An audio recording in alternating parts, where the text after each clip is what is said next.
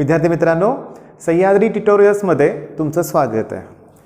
मी डिसेंबर महिन्यात 2017 मध्ये माझ्या चॅनलला जेव्हा मी सुरुवात केली ना, तेव्हा सुरुवातीला मी हाच टॉपिक घेतला होता, ट्रायगोनोमेट्री किंवा ट्रिग्नोमेट्री म्हणूया आपण.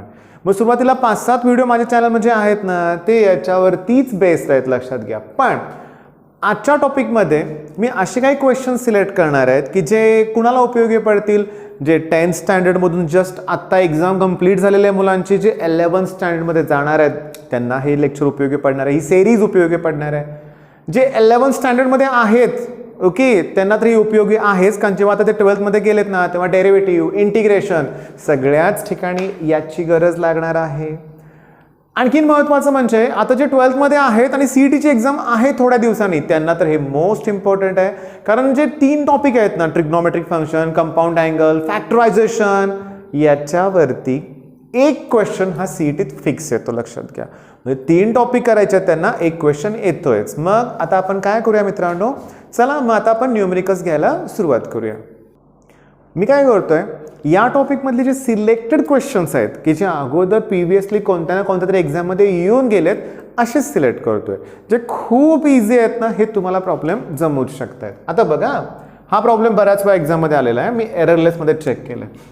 मग टॅन थीटा प्लस साइन थीटाची व्हॅल्यू m दिले, टॅन मायनस साइनची व्हॅल्यू n दिले, आणि त्यांनी m² मायनस n² ची व्हॅल्यू फाइंड आउट करायला सांगितले. आणि खाली 4 ऑप्शन्स असणार आहेत. विद्यार्थी मित्रांनो, हे न्यूमेरिकल तुम्हाला टेक्स्टबुकमध्ये पण बघायला मिळेल, पण तिथं प्रूव्ह दॅट आणि इथं पुढे काहीतरी दिलं असेल. मग तुमच्या लक्षात आलं का की टेक्स्टबुकमध्ये ऑप्शन्स नाही आहेत, तिथं प्रूव्ह दॅट देतील आणि CETत तुम्हाला ऑप्शन्सची मॅच करावं लागणार आहे. मग मी तुम्हाला हिंट काय देतोय बघा. आता बरीचशी मुलं काय करतील, mचा स्क्वेअर म्हणजे ह्या ब्रॅकेटचा स्क्वेअर इथं लिहितील, nचा स्क्वेअर या ब्रॅकेटचा स्क्वेअर इथं लिहितील आणि ते सॉल्व्ह करण्याचा प्रयत्न करतील. पण आन्सर इन टर्म्स ऑफ mnच पाहिजे मला, mn, मला थीटा नकोय इथं. मग मी तुम्हाला काय सांगतोय बघा, मी कोणती कन्सेप्ट वापरणार आहे, एलिमिनेट थीटा. हे 10th स्टँडर्डला पण होतं. जेव्हा मला थीटाला एलिमिनेट करायचं असतं ना, तेव्हा मी कुठली कन्सेप्ट वापरतो, मी आयडेंटिटीज यूज करतो. कुठली, sine square plus cos square equals to 1, 1 plus tan square theta equal to sec square theta, आणि 1 plus cot square equals to cosec square, याचा वापर करून आपण थीटाला एलिमिनेट करतोय. आता मी डायरेक्टली सोडवणार, लक्ष द्या. आपण या दोघांची एकदा ॲडिशन करूया. जर मी ॲडिशन केलं तर याला हे कॅन्सल होतील, टॅन आणि टॅन 2 टॅन थीटा आणि that equals to m plus n. म्हणजे मला टॅन थीटाची व्हॅल्यू मिळाली m plus n upon 2. Okay, आता सबट्रॅक्शन करूया आपण. याच्यातून हे मायनस करताना आता टॅन कॅन्सल होईल, पण साइन आणि साइन चेंज झालं की साइन 2 साइन थीटा येईल, that equals to m minus n. मग चला, साइन थीटाची व्हॅल्यू मला m मायनस n अपॉन 2.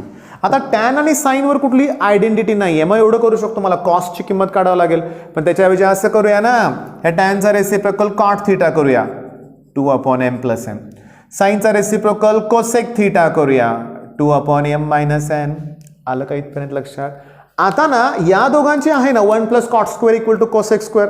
मग 1 plus cot square equal to cosec square, याचा अर्थ cosec square minus cot square equal to 1 येणार. म्हणजे बघा, cosec square theta minus cot square theta equals to 1.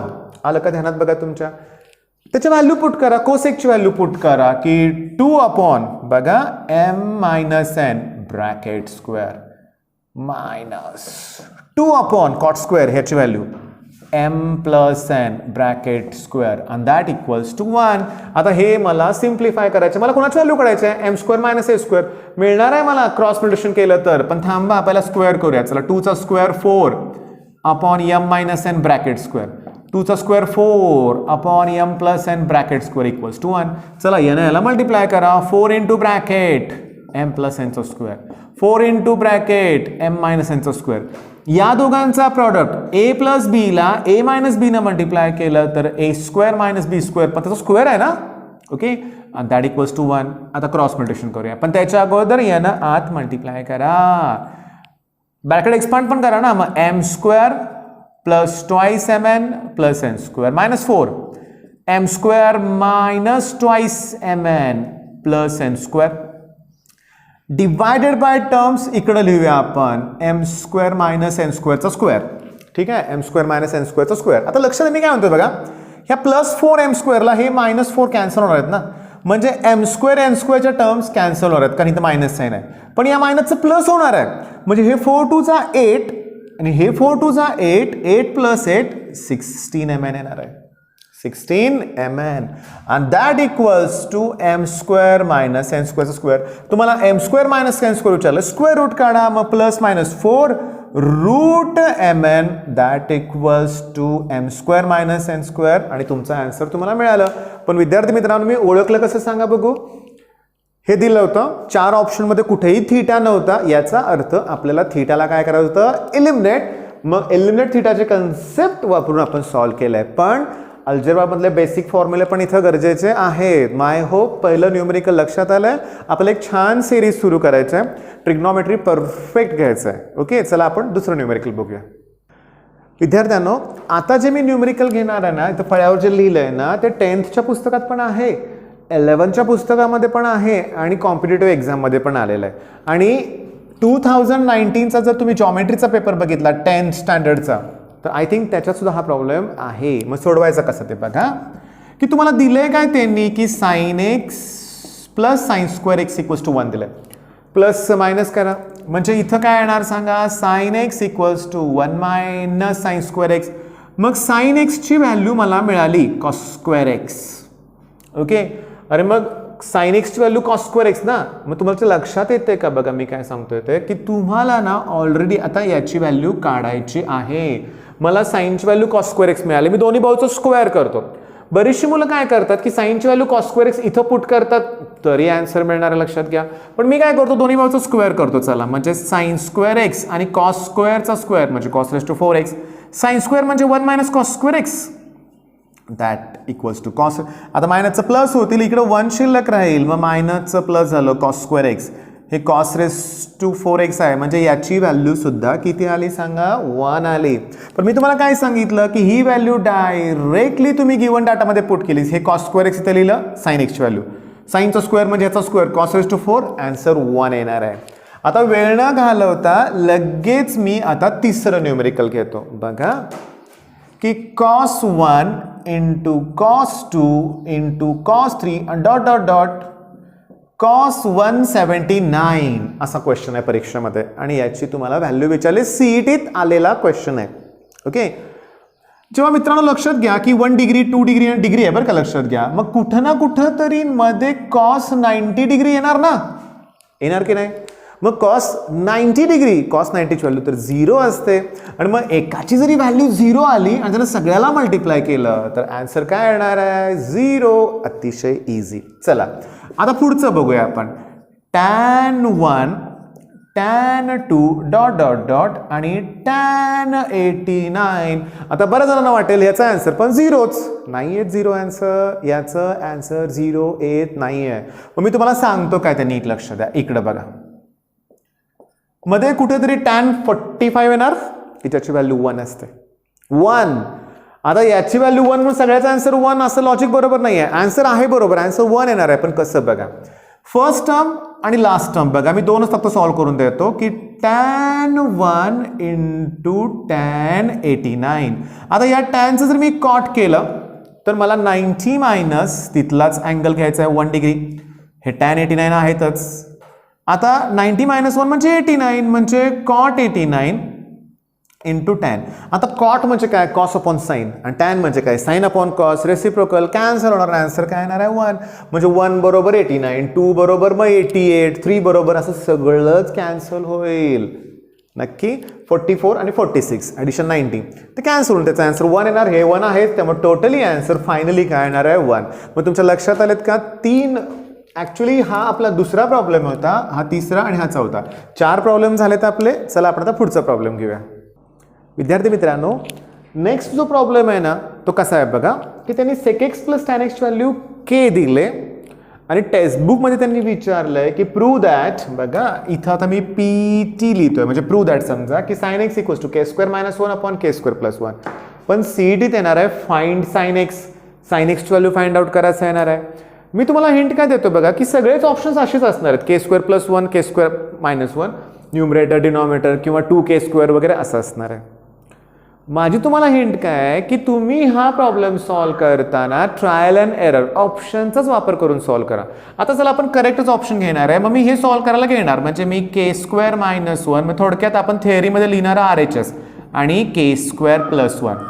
चला k ची व्हॅल्यू ही आहे ना, याचा आपण स्क्वेअर करूया म्हणजे काय मिळालं मला sec² plus 2 sec x tan x plus tan² आणि न्यूमरेटरमध्ये आहे -1 तो पुढं लिहिला. खाली परत k² म्हणजे हीच टर्म परत येणार sec² plus 2 sec x tan x plus tan² plus 1. आता लक्ष द्या, sec² मधून 1 मायनस केले की मला tan² मिळतात. बघा मी तोंडी करणार आहे की sec² - 1 म्हणजे झालं कोण tan². या दोघांची व्हॅल्यू मी घेतल्या. त्या tan² मध्ये हे tan² ऍड करा 2 tan² होतील म्हणजे हे 2 tan² कुठून आला कळालं का, sec² - 1 tan² आणि हे परत tan² झालं 2 tan². मधली टर्म आहे तशी लिहूया 2 sec x tan x divided by 1 plus tan² ची ॲडिशन करा sec² x येईल.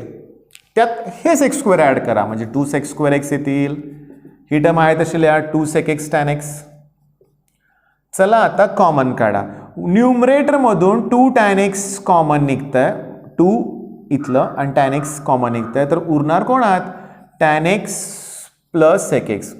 डिनॉमिनेटर मधून 2 sec x कॉमन काढा मग उरणार आहे कोण sec x plus tan x. आता ब्रॅकेट मधल्या टर्म सेम आहेत ते कॅन्सल होणार 2 ला 2 tan अपॉन sec शिल्लक राहिलंय पण tan म्हणजे कोण sin x upon cos x. sec म्हणजे कोण 1 अपॉन cos, cos ला cos कॅन्सल आणि sin x शिल्लक राहतंय. म्हणजे तुम्हाला मेथड कळाली आता की हे इझी आहे. उलट sin x LHS घेऊन काय जमणारच नाही आहे, अवघड आहे थोडंसं. त्यामुळे RHS घ्या, व्हॅल्यू पुट करा आणि CETत काय सांगितलं मी ऑप्शन्स बऱ्यापैकी विचार करा. आता बघा किती ऑप्शन्स असतात सांगा 4. एकदम बॅड लक असेल तर आपल्याला 3 वेळा ऑप्शन चेक करावं लागेल. कसं की पहिला ऑप्शन घेतला चुकला, मग दुसरा घ्या तो पण चुकलाय म्हणजे मॅच होत नाहीये, तिसरा तो पण चुकला असेल ना तर चौथा बरोबरच असणार आहे म्हणजे 3 वेळा चेक करावं लागेल. त्यातही काय असतं माहिती आहे का, बऱ्याच ऑप्शनमध्ये k² त्याच टर्म असतात त्यामुळे पहिल्या ऑप्शनला वेळ लागेल कदाचित, नेक्स्ट पटपट होऊ शकतं ना, त्यामुळे ऑप्शनचा वापर करायला शिका. चला आता पुढचा न्यूमेरिकल घेऊया. विद्यार्थी मित्रांनो नेक्स्ट जो प्रॉब्लेम आहे तो कसा आहे बघा की ह्या गिवन डाटा आहे की cos θ प्लस sin θ ची व्हॅल्यू √2 cos θ तिने दिले आणि cos θ मायनस sin θ ची व्हॅल्यू प्रूव्ह दॅट की √2 sin θ. आता मी मगाशी सांगितलं थिअरीमध्ये प्रूव्ह दॅट येईल, तुम्हाला LHS RHS प्रूव्ह करावं लागेल. CETत विचारतील find the value of cos θ minus sin θ आणि हा करेक्ट ऑप्शन असणार आहे. आता मी सोडवतोय कसं बघा की गिवन डाटा लिहूया आपण की काय दिलंय त्यांनी की cos θ plus sin θ equals to √2 cos θ. Okay, हे प्लस इकडे गेल्यावर मायनस होईल म्हणजे मला sin θ ची व्हॅल्यू मिळाली √2 cos θ मायनस cos θ. चला यातनं cos कॉमन काढा म्हणजे मला sin θ ची व्हॅल्यू मिळाली √2 - 1 आणि cos θ. ओके, आता ना याचं ना रॅशनलायझेशन करायचं आहे म्हणजे बघा √2 - 1 किंवा एक काम करूया चला दोन्ही बाजूला ना √2 + 1 न मल्टिप्लाय करूया. चला इकडं √2 + 1 इकडं √2 + 1 कॉन्जुगेट पेअरनं मल्टिप्लाय केलंय cos θ. आता झालं काय, येणं याला मल्टिप्लाय करा √2 sin θ प्लस sin θ. आता नीट लक्षात घ्या a + b a - b formula काय असतो a² - b². पण a कोण आहे तो √2, √2चा स्क्वेअर 2 मायनस 1चा स्क्वेअर 1, 2 - 1 1 येणार ना, मग ह्याचा प्रॉडक्ट 1 येणार लिहायची गरजच नाही. आपण cos θ लिहूया. आता हे cos θ हे प्लस इकडे गेल्यावर मायनस sin θ मिळेल की ज्याची व्हॅल्यू मला काढायची होती. मग इकडे कोण शिल्लक राहिलंय √2 sin θ, तीच तुमची व्हॅल्यू असणार आहे. आता नेक्स्ट जो प्रॉब्लेम मी लगेच घेणार आहे तो पण टेक्स्टबुक मधला आहे आणि तो देखील बघा हे जुनं टेक्स्टबुक आहे. माझं तुम्हाला रिक्वेस्ट काय बघा की 2013 पासून जो पोर्शन चेंज झाला ते टेक्स्टबुक, गेल्या वर्षी नवीन टेक्स्टबुक आले ते बघा. नवीनमध्ये उलटे प्रॉब्लेम्स कमी आहेत लक्षात घ्या, जुनं टेक्स्टबुक वापराच. ठीक आहे, बघा काय दिलंय बघा त्यांनी if tan x plus cot x equals to 3 मग tan raised to 4x plus cot raised to 4x equals to 47 हे तुम्हाला प्रूव्ह करायचं. आपण मगाशी एक प्रॉब्लेम सॉल्व्ह केला तुम्हाला आठवतोय का बघा tan 1 इंटू tan 2 tan 3 आणि डॉट डॉट डॉट tan 89 पर्यंत त्याची व्हॅल्यू काय आली होती सांगा 1. तीच कन्सेप्ट आपल्याला बऱ्यापैकी वापरायची आहे. टॅन आणि कॉट रेसिप्रोकल असतात, त्यामुळे टॅन आणि कॉटचा प्रॉडक्ट 1 येतोय. बघा आता हा गिवन डाटा, चला त्याचा स्क्वेअर करूया. मग ब्रॅकेट स्क्वेअर करताना A square plus twice A B plus B square, म्हणजे पहिल्या टर्मचा square tan square x plus 2 tan x cot x plus cot square x equals to 9 येणार. पण आता सांगितलं टॅनला कॉट काय होणार, कॅन्सल, प्लस 2चं -2 होतील. म्हणजे मला इथे मिळालं काय बघा की टॅन स्क्वेअर एक्स हे कॅन्सल झालं. ही टर्म लिहितोय मी cot square x equals to 7, कारण हे प्लस 2चं -2 होतील. 9 मधून 2 मायनस करा, किती आलं 7. याचा परत स्क्वेअर करा, म्हणजे काय येणार सांगा, टॅन रेस टू 4x या दोघांचा product 2 tan square x cot square x आणि plus cot raise to 4x equals to 49. परत हे कॅन्सल होतील, प्लस 2चं काय होतील -2 आणि 49 मधून 2 मायनस केले की 47 येतील. मग विद्यार्थी मित्रांनो 7 न्यूमेरिकल्स मी सॉल्व्ह करून दिलेत. अजून मी थोडे घेईन, थोडे होमवर्कला देईन. माझ्या यूट्यूब चॅनलवर तुम्ही कुठलाही व्हिडिओ बघितला तर ती मी छोटे छोटे व्हिडिओ बनवतोय.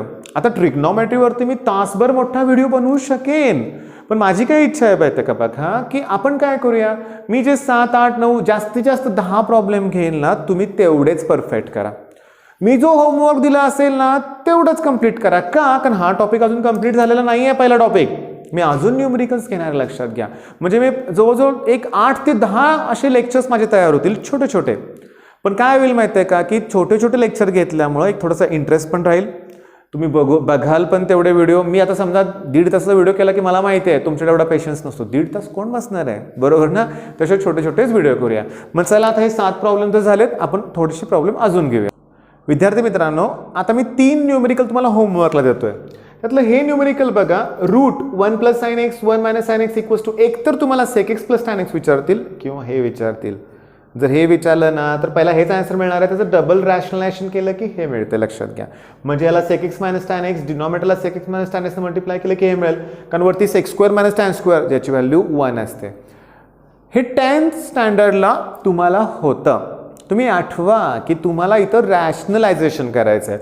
मग त्या टाईपचे कितीतरी प्रॉब्लेम तयार करता येतील. मग 1 प्लस साईन आहे ना, त्याच्याऐवजी 1 मायनस साईन, साईनच्या ऐवजी कॉस, तिथं पुन्हा वेगळं, कॉसच्या ऐवजी कोसेक, सेक, टॅन कॉट सुद्धा येईल कदाचित, पण नाही आहे. ठीक आहे, मुद्दा असा आहे की हे सगळ्या क्वेश्चन्स तुम्हाला सॉल्व्ह करायचे आहेत, पण सगळ्यात तुम्हाला रॅशनलायझेशन करायचं आहे, हे लक्षात घ्या. डिनॉमिनेटरचं आहे 1 प्लस साईन आहे ना, 1 मायनस साईन ना मल्टिप्लाय करायचं. बघा आणि तुम्ही सॉल्व्ह करा.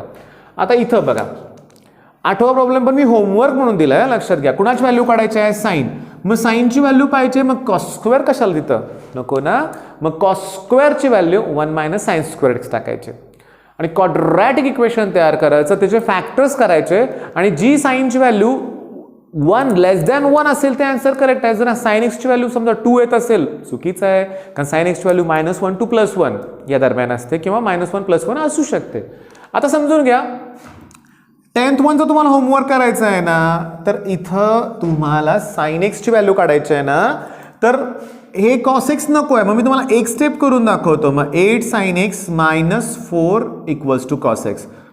इथं काय सांगितलं तुम्हाला, मी cos square x value put करा 1 मायनस साइन स्क्वेअर एक्स. इथं कॉस स्क्वेअर आहे का नाही, त्यामुळे तुम्हाला दोन्ही बाजूचा काय करावं लागेल, स्क्वेअर करावं लागेल. मग विद्यार्थी मित्रांनो आता जे 11th स्टँडर्डची मुलं आहेत, जे आता 12th मध्ये जाणार आहेत, सध्या लॉकडाऊनवर निवांत आहेत किंवा बऱ्याच जणांना अशी आयडिया आली की चला 11th ची एक्झाम होणारच नाही आहे, त्यामुळे ते रिलॅक्सच आहेत.